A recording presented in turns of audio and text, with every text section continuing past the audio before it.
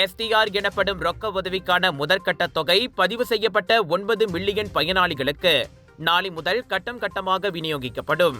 இந்த உதவித்தொகை பெறுபவர்களின் வங்கி கணக்கில் வரவு வைக்கப்படும் அல்லது அந்தந்த SDR தொகுதி வகைகளுக்கு பேங்க் சிம்பானா நேஷனல் வங்கி மூலம் பணமாக செலுத்தப்படும். கடந்த வாரம் முதல் வழங்கப்பட்ட சும்பாங்கான் ஆசாஸ் ராஹ்மா மற்றும் SDR உதவித்தொகையில் மக்கள் தொகையில் பெரியோர்களில் 60 விழுக்காட்டினர் அல்லது கிட்டத்தட்ட 90 மில்லியன் பேர் நன்மை அடைவார்கள் என பிரதமர் டத்தோஸ்ரீ அன்வார் இப்ராஹிம் தெரிவித்திருந்தார்.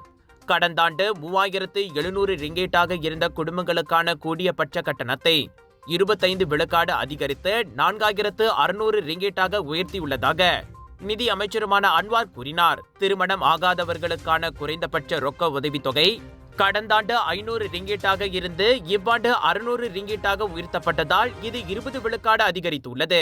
2024 ஒதுக்கப்பட்ட 2.1 பில்லியன் ரிங்கேட்டுடன் ஒப்பிடுகையில் இம்முறை SDRக்காக பயன்படுத்தப்பட்ட ஒதுக்கீடு 2.3 பில்லியன் ரிங்கேட் ஆகும்.